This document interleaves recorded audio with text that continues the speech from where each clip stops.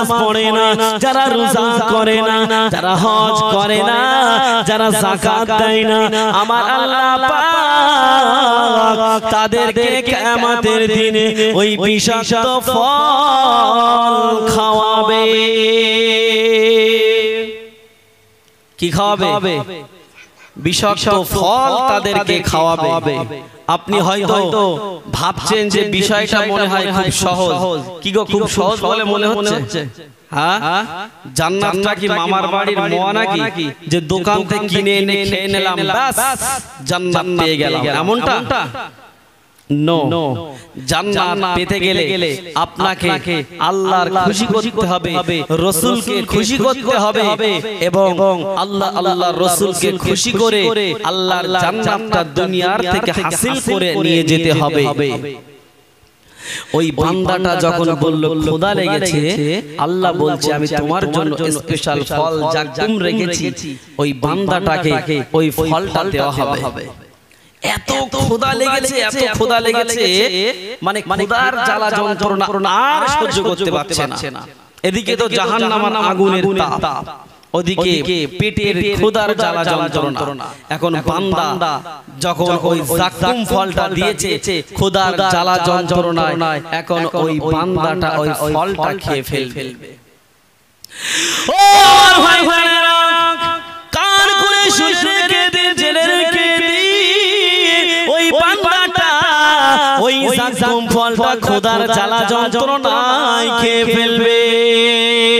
দেখতে পাওয়া যাবে বাবা, ওই বান্দাটা যখন ওই ফলটা খেয়ে ফেলবে আর ওই ফলটা গিলতে পারবে না, আর ফলটা ওড়াতে পারবে না, তার গলায় গিয়ে আটকে যাবে। বান্দা চিৎকার মেরে বলবে পানি পানি পানি পানি পানি। আল্লাহকে বলবে আল্লাহ পাক আর সহ্য করতে পারছি না আল্লাহ, আর থাকতে পারছি না আল্লাহ, আপনি আমাকে একটু পানির ব্যবস্থা করে দিন। যখন এই কথা বলবে আমার আল্লাহ বলবে বান্দা আমি তোমার জন্য 5 প্রকার পানির ব্যবস্থা করেছি। দুর্গন্ধ যুক্ত রক্ত এবং বমি, পচা পুজ, টকটকে ফুটান্ত গরম পানি আর টকটকে ফুটান্ত তেল। কয় প্রকার হলো? 5 প্রকার পানি। তো এই 5 প্রকার জিনিস যে জাহান্নামী বান্দার জন্য রেখেছেন, এখন সেই বান্দা তার হাউজের কাউসারের পানি পাবে না। পাবে কি? পাবে না। এখন তার জন্য বরাদ্দ করা হয়েছে কি বলেন? ওই জাহান্নামার ফুটান্ত দুর্গন্ধযুক্ত রক্ত, পচা বমি, পুজ, এই সমস্ত গুলো তাদের খাদ্য করে আল্লাহ খাওয়াবে। খেতে পারবো আমরা? পারবো না। ওই জন্য আমরা প্রত্যেকেই আজ থেকে নিয়াত করে নেব আমাদের জীবনটা এখান থেকে আমরা পাল্টে ফেলবো। যদি আমরা জীবনটা এখান থেকে আমরা পরিবর্তন না করি, তাহলে এমন একটা দিন আসবে, সেই দিনে আমাদের কেউ পাশে দাঁড়াবে না, কেউ আমাদের সঙ্গে থাকবে না। ও আমার ভাই জানেরা, কান খুলে শুনে রেখে জেনে রেখে দিন, ওই বান্দাটাকে টকটকে ফুটান্ত গরম পানি দেওয়া হবে আর দুর্গন্ধযুক্ত রক্ত দেওয়া হবে। ওই বান্দাটা আর সহ্য করতে পারবে না। আল্লাহ পাক ফেরেশতাদেরকে বলবে, ও আমার ফেরেশতারা, ও আমার মালায়েকারা, যাও চলে যাও জাহান্নামায় চলে যাও। জাহান্নামা থেকে টকটকে ফুটান্ত গরম পানি আর দুর্গন্ধযুক্ত রক্ত নিয়ে আসো। জাহান্নামা পেয়ালায় করে দুর্গন্ধযুক্ত রক্ত নিয়ে আসবে ওই বান্দাকে খেতে দেওয়ার জন্য। যখন ওই পেয়ালাটা তার হাতে দেবে, ওই পেয়ালা বা বাটি, ওই বাটিটা ওই বান্দা ধরতে পারবে না। জাহান্নামার বাটি এতটাই গরম ওই বান্দাটা আর ওই বাটিটা হাতে ধরতে পারবে না। ওই বান্দাটা যখন হাতে ধরতে পারবে না ওই বান্দাটা এদিকে পানির জ্বালা যন্ত্রণায় বেড়েই চলেছে। ওই বান্দাটা অবশেষে দেখা গেল জোর করে যখন ওই বাটিটা নিয়ে ওই বান্দাটা ওই পানিটা যখন খেতে যাবে দেখতে পাওয়া যাবে ওই জাহান্নামার বাটির পেয়ালার তাপে ওই বান্দার মুখের কোষগুলো গলে গলে গলে গলে মোমের মতো টপ টপ করে ওই বাটিতে পড়বে। কোথায় পড়বে? ওই বাটিতেই মুখের কোষগুলো গলে গলে মোম ধরালে যেমন মোম আমরা মোমবাতি চিনি তো নাকি, মোমবাতি ধরায় না বাড়িতে, ধরালে মোমবাতিটা গলে টপ টপ করে পড়ে না পড়ে তো ঠিক তেমন করে ওই জাহান্নামার পেয়ালাটা যখন মুখের সামনে ধরবে তখন ওই বান্দাটা জাহান্নামার পেয়ালার তাপে তার মুখের কোষগুলো ওই মোমের ন্যায় টপ টপ টপ টপ করে খসে খসে পড়তে থাকবে।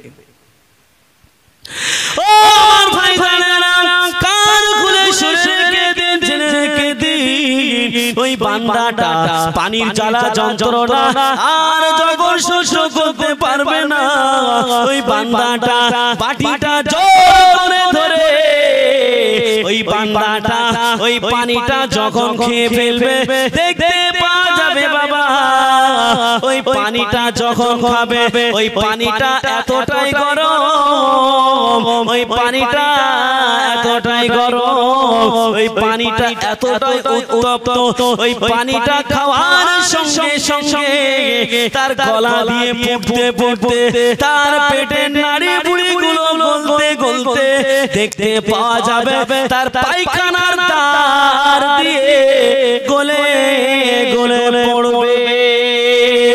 ও বেনামাজিরা, ও সুদখোরেরা, ও ঘুষখোরেরা, ও গুরুগুরুন করারা, ও হারাম খাওয়ারা, শুনে রেখে দাও, জেনে রেখে দাও, আমার আল্লাহ পাক কিয়ামতের দিন তাদেরকে এমনটাই খাওয়াবে। আমি কিন্তু আপনাদের বলিনি, যেন রাগ করেন না যে হুজুর আমাদের মনে হয় হারামখোর, সুদখোর, ঘুষখোর কি ওই গ্রুপ লোন বন্ধন, আমি আপনাদের বলিনি। আপনারা হয়তো ভাববেন যে হুজুর বড় কথা বলে গেল, না আপনাদের এই দিককার লোক ভালো। আমি নদিয়া জেলার কথা বলছি। কোথাকার কথা? নদিয়া জেলার কথা বলছি। আমি তো এখানকার লোক কে কেমন আমি তো চিনি না। চিনি কি বলেন?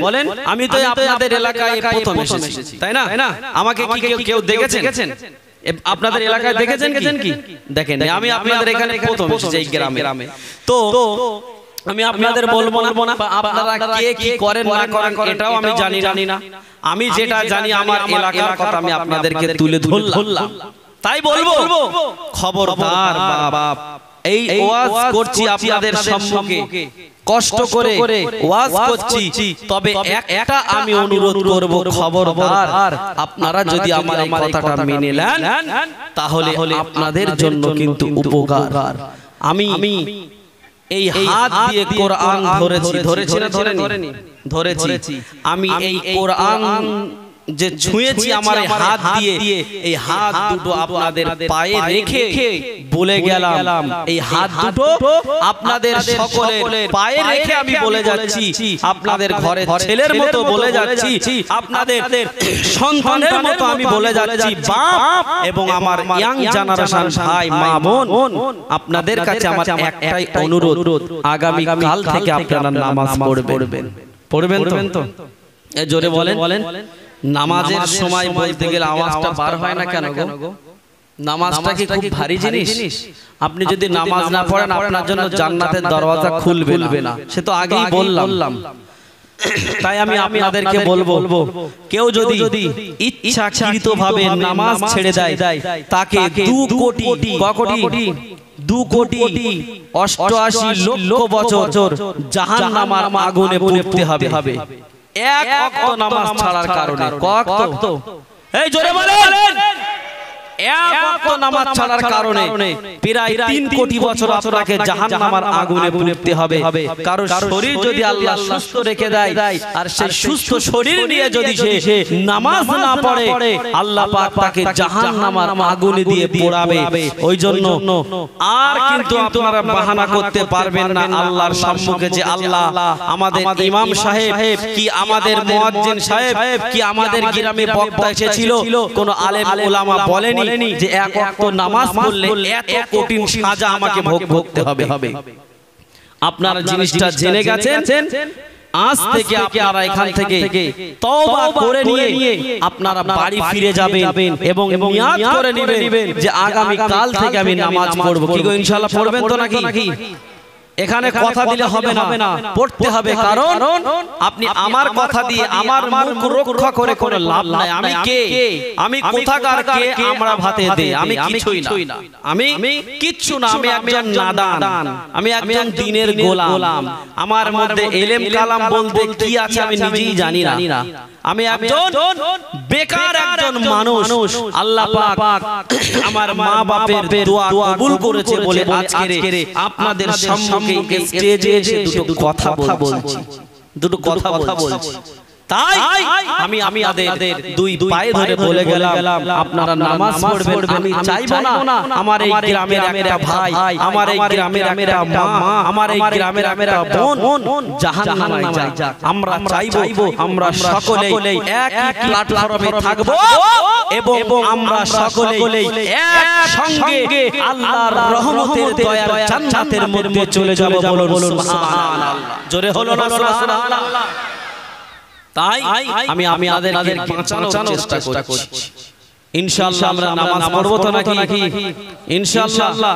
দেখেন অনেকে হয়তো কাজ করেন, মানে আপনাদের দিকে চাষিরা কি জানি না, চাষ করে বা ব্যবসা করে বা ফেরি এলাকা কি যায় আছে, যেটাই করবেন আমার কোনো আপত্তি নাই, আপনারা করেন। ব্যবসাকে আল্লাহ হালাল করেছে। কিন্তু আপনি যদি সময় না পান, অনেক মানুষ ব্যস্ত সময় পায় না, যদি সময় না পান রাত্রিতে ঘুমানোর আগে সারা দিনের নামাজটা আপনি আদায় করে আপনি ঘুমাবেন। আমি এটা আপনাদেরকে বলে গেলাম।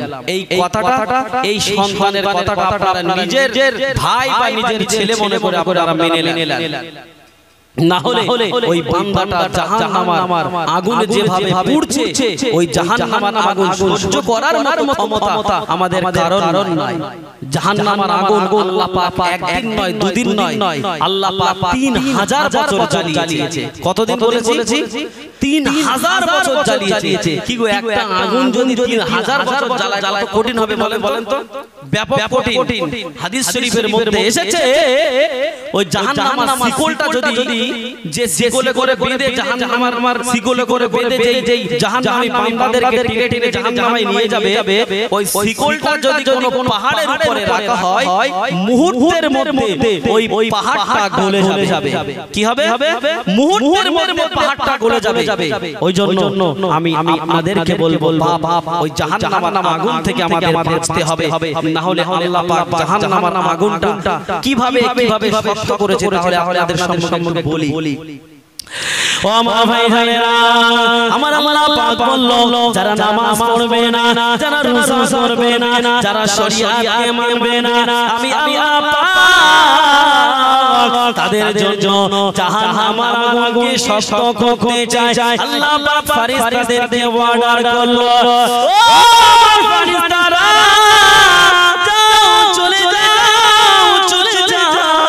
তোমরা জাহান্নামের আগুনকে জ্বালানো শুরু করে দাও। আমার আল্লাহ পাক আল্লাহ তাআলা যখন জাহান্নামের আগুন জ্বালাতে বলবে, দেখতে পাওয়া যাবে জাহান্নামের আগুন ফেরেশতারা জ্বালাতে এক বছর নয়, 2 বছর নয়, জাহান্নামের আগুন এমন করে জ্বালাতে জাহান্নামের আগুনটা 1000 বছর জ্বালিয়ে ফেললো। দেখা গেল জাহান্নামের আগুনের রংটা সাদা ধারণ করলো। কি করলো? সাদা রূপ ধারণ করেছে, মানে এত পুরানো পুড়িয়েছে যে আগুনের রংটাই চেঞ্জ হয়ে গেছে, এত শক্ত। খবরদার, আমি আপনাদেরকে যে কথাগুলো বলছি প্রথমেই বলেছি, ওয়াজ জীবনে প্রচুর শুনেছেন। আমাদের জীবনে অভাব হলো একটা, সেটা হলো আমল। ওয়াজ শোনার অভাব নাই, জীবনে হাজার হাজার ওয়াজ শুনেছেন, জীবনে হাজার হাজার ওয়াজ শুনেছেন, কিন্তু অভাব হলো আমাদের একটা, সেটা হলো আমল। ও ভাই জানেনা, জাহান্নামের আগুনকে 1000 বছর জ্বালানোর পর ফেরেশতারা আল্লাহকে বলল, রব্বুল আলামিন আল্লাহ তাআলা 1000 বছর জাহান্নামের আগুন জ্বালানো হয়ে গেল। আল্লাহ পাক বলে, জাহান্নামের আগুনের রংটা কেমন হয়েছে? ফেরেশতারা বলে, আল্লাহ পাক আল্লাহ তাআলা জাহান্নামের আগুনের রং সাদা হয়েছে। ও ভাই জানেনা, আমার আল্লাহ ওই সময় বলল, আমার ফেরেশতারা যারা নামাজ রোজা করবে না, যারা শরিয়াত মানবে না, তাদের জন্য 1000 বছর জাহান্নামের আগুন জ্বালানো প্রযোজ্য হবে না। বলছে 1000 বছর জাহান্নামের আগুনটা জ্বালানো প্রযোজ্য হবে না, এবং যারা নামাজ কালাম পড়ে না, শরিয়াত মানে না, তাদের জন্য জাহান্নামের আগুনটা কঠিন থেকে আরো কঠিন করতে চায়। ও ভাই ভাইরা, আমার আল্লাহ পাক রব্বুল আলামিন ফেরেশতাদেরকে বলল, আমার ফেরেশতারা যাও, চলে যাও, জাহান্নামের আগুন আবার জ্বালানো শুরু করে দাও। দেখতে পাগে যে জাহান্নামের আগুন আবার জ্বালানো শুরু করে দিল। জ্বালাতে দেখা গেল বাবা, জাহান্নামের আগুনটা আবার 1000 বছর জ্বালিয়ে ফেললো। 1000 বছর জ্বালানোর পর জাহান্নামের আগুনটা রূপ ধারণ করেছে লাল। কি বলেছি? কি রূপ ধারণ করেছে? জাহান্নামের আগুন এবারে পুড়িয়ে সাদা থেকে হয়ে গেল লাল।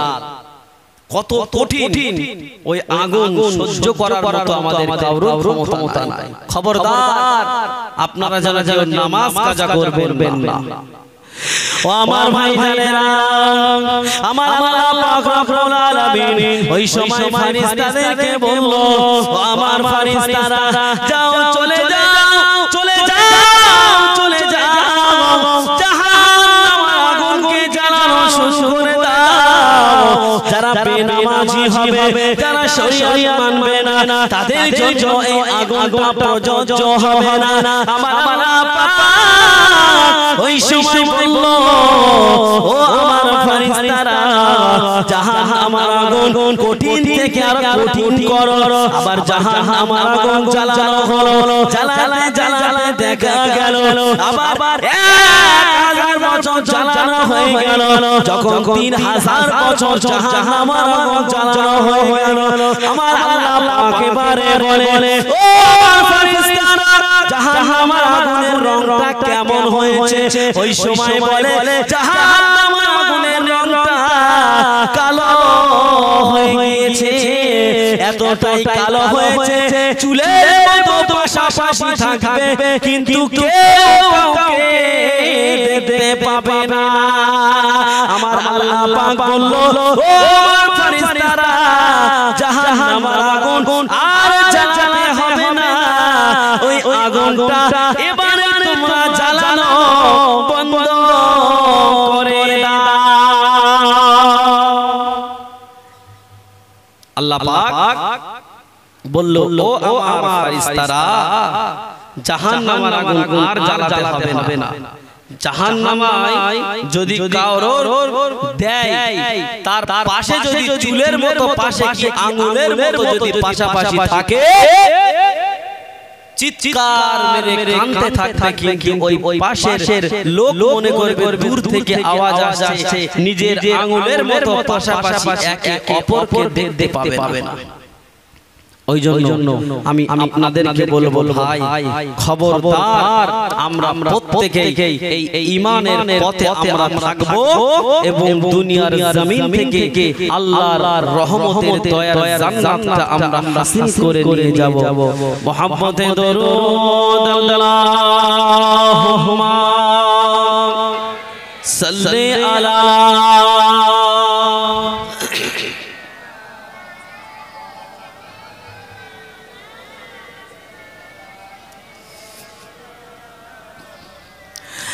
ঈমানের পথে অবিচল থেকে আমার মরণ যেন ঈমানের পথে অবিচল থেকে আমার মরণ যেন তোমারি কাছে মিনতি আমার,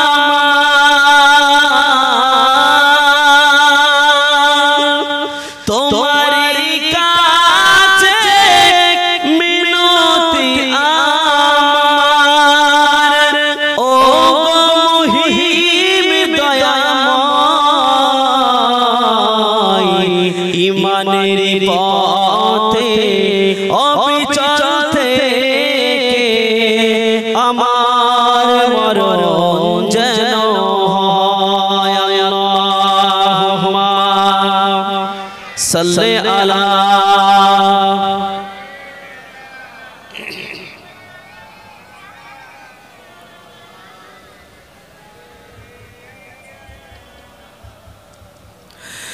প্রতিদিন মিথ্যের মুখোমুখি হয়, বেদিন ফাসেকরা করে হইচই, প্রতিদিন মিথ্যের মুখোমুখি হয়, বেদিন ফাসেকরা করে হইচই, আজাজিলে সে গুমরাহি সুরগান করে তোলে মনোময়, ঈমানের পথে অবিচল থেকে আমার মরণ যেন হয়। আল্লাহুম্মা সাল্লি আলা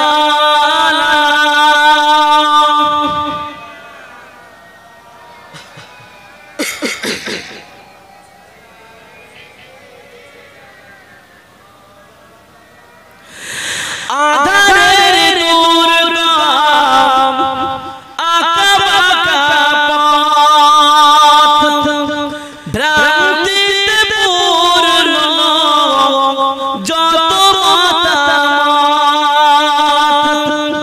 আধারের দুর্গম আঁকাবাঁকা পথ, ভ্রান্তিতে পূর্ণ যত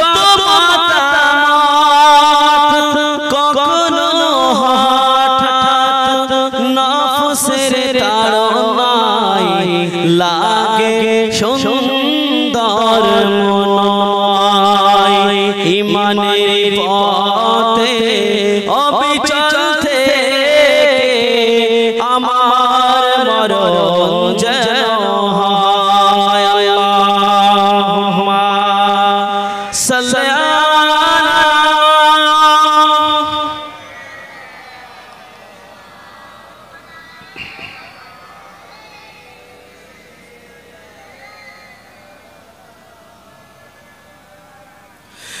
প্রতিদিন সত্যের অবিনাশী ডাক, প্রতিদিন সত্যের অবিনাশী ডাক,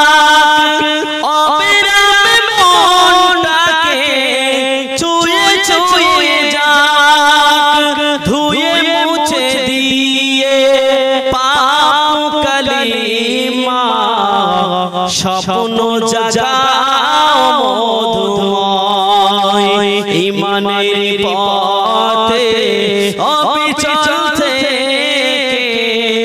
আমার মরণ যেন হয়। আল্লাহুম্মা জোরে জোরে পড়েন।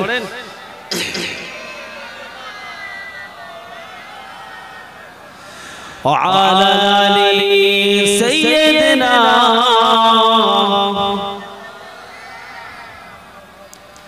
তো আমার ভাইজান যে কথা আলোচনা করতে করতে এই পর্যন্ত এসেছি, তো আমি আপনাদের সম্মুখে কিছু আমলের কথা বলবো। কিসের কথা? আমলের কথা বলবো। এতক্ষণ কি বলেছি? নামাজ পড়ো, হজ করো, যাকাত দাও, টাকা পয়সা হলে মানুষকে দান করো এবং রোজা করো, শরিয়াতের যেগুলো ফরজ সেগুলো নিয়ে আপনাদের সম্মুখে আলোচনা করেছি। এখন আমি আপনাদেরকে বলবো বেহিসাবে, বিনা হিসাবে আমরা কে কে জান্নাতে যেতে চাই, যেন আল্লাহ আমাদের হিসাব না নেয়। এই কাজ যদি আমরা করি, অবশ্যই আল্লাহ যদি কবুল করে, আমাদের মরার সাথে সাথে আল্লাহ পাক বেহিসাবে আমাদের সকলকে আল্লাহর রহমতের দয়ার জান্নাতে দিয়ে দেবে। বলুন সুবহানাল্লাহ। তাহলে এই ছোট ছোট আমল, এই আমলগুলো যদি আমি আপনাদের সম্মুখে তুলে ধরি, আপনারা করবেন তো? জোরে বলেন ইনশাআল্লাহ। যদি আপনারা করেন, আমি আপনাদের সম্মুখে বলতে পারি আল্লাহ পাক রব্বুল আলামিন আমাদের মরার সাথে সাথে অবশ্যই আল্লাহ পাক রব্বুল আলামিনের রহমতের দয়ার জান্নাতে আমরা চলে যেতে পারবো। এই আশা আমরা প্রত্যেকেই করতে পারবো ইনশাআল্লাহ। বলুন ইনশাআল্লাহ। এবারে বলার আগে আপনাদের সম্মুখে আরেকটা কথা বলে নিই। যদি আমি এই আমলগুলো বলি, তাহলে কিন্তু আপনারা আমার সঙ্গে কথা দিতে হবে যে হ্যাঁ হুজুর, আপনি যেটা বললেন অবশ্যই আমরা এটা মানব এবং বাস্তবে এটা মেনে আমরা এটা রূপ দেব। কি গো, পারবেন তো? কথা দেন। যদি কথা না দেন আমি বলবো। কি গো, করবেন তো? এই দেখেন, আমি কথা বলি, এই আমলটা কিন্তু যে বিরাট কষ্টের আমল তা না, কিন্তু বিশাল কষ্টের আমল না। জাস্ট আপনি ঘুমানোর আগে এই আমলগুলো করবেন, মরবেন, সাথে সাথে আল্লাহর রহমতের দয়ার জান্নাতে চলে যাবেন। বলুন সুবহানাল্লাহ। তাহলে আমি আবার আপনাদের সম্মুখে কথাগুলো বলি। আল্লাহর নবী সাল্লাল্লাহু আলাইহি ওয়াসাল্লাম সাহাবীদেরকে নিয়ে দ্বীনে শরীয়তের কথা আলোচনা করছিল। কাদেরকে নিয়ে? সাহাবীদেরকে। কি ব্যাপার, আপনারা কথা বলছেন না কেন? যদি ভালো না লাগে তাহলে কি দোয়া করে দেব নাকি? ভালো লাগছে আওয়াজ দেন, একটু আওয়াজ না দিলে হবে? তাকবীর দেন, দেখি নারায়ে তাকবীর। পিছন দিক দিয়ে দেন, সামনে দিক দিয়ে দেবেন না, পিছন দিক দিয়ে দেন। ওই যে মাঝখানের বাঁশ আছে না, ওই মাঝখানের বাঁশ থেকে পিছন দিক দিয়ে দেন। আপনারা চুপ থাকেন, দেখি একটু জোরে তাকবীর দেন। নারায়ে তাকবীর, নারায়ে তাকবীর। এই তো ভালোই তো চার্জ হয়েছে। আর একটু জোরে দেন, দেখি নারায়ে তাকবীর। বাবাটা মিলে তাকবীর দেন। নারায়ে তাকবীর, নারায়ে তাকবীর। মাশাআল্লাহ। এই আওয়াজটা রাখবেন এবং আমার সঙ্গে ঠিক এইভাবে সাই দেবেন। আমার যদি শ্রোতারা সাই না দেয় না, আস্তে আস্তে যেন আমার নিজেরই ভালো লাগে না। আমি কতক্ষণ গাড়ি চালিয়ে এসেছি, এসে আমি আবার ভাত খাইনি, নাস্তা দিয়েছে, নাস্তাটাও ভালো করে আমি খাইনি, নাস্তাটাও আমি ভালো করে খাইনি। কেন বলেন তো?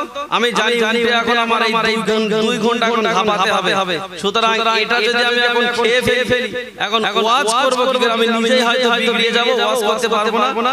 ওইজন্য আমি মনে করলাম যে ওয়াজ করার শেষে আমি খাবো। চলুন দরুদ শরীফ পড়েন। আল্লাহুম্মা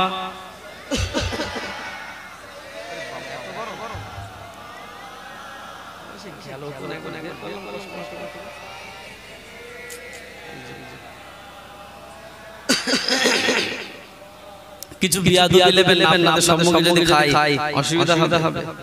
আপনারা যদি অনুমতি দেন তাহলে খাবো, অসুবিধা নেই তো। আবার পাকড়ি পাকড়ি বেরিয়েছে বলে এমন এমন এমন সব মিডিয়া ওরা বদমাশ খুব। এইটা যদি বলি যে চা খাবো কি কফি খাবো, হয়তো তাহির মতো আমার বলতে হবে যে ওইটা দাও। এমন এমন এক সময় আসছে মানে একটা কথা বলেও শান্তি নেই। মিডিয়ারা কথাগুলো কেটে কেটে এমন করে মানে ছাড়ছে, মনে করতে হবে মনে হয় ভগবান এই কথা বলেছে, আদেও কিন্তু না। সামনের কথা পিছনের কথা সামনে, আগ পিছ করে কেটে দিয়ে সেই ওয়াজটার 12টা বাজিয়ে দিয়েছে। ওই জন্য আমি মিডিয়া ভাইদের বলবো, যারা ভিডিও করতে এসেছেন আপনারা দয়া করে ওয়াজটা যেভাবে ছাড়লে মানুষের বুঝতে সুবিধা হয় সেইভাবে আপনারা ছাড়বেন। কাটিং করে ছাড়বেন এটা কিন্তু ঠিক নয়। কি গো, তাহলে আমি খেতে পারি তো নাকি? তাহলে আপনারা একটা দরুদ শরীফ পড়েন, আল্লাহুম্মা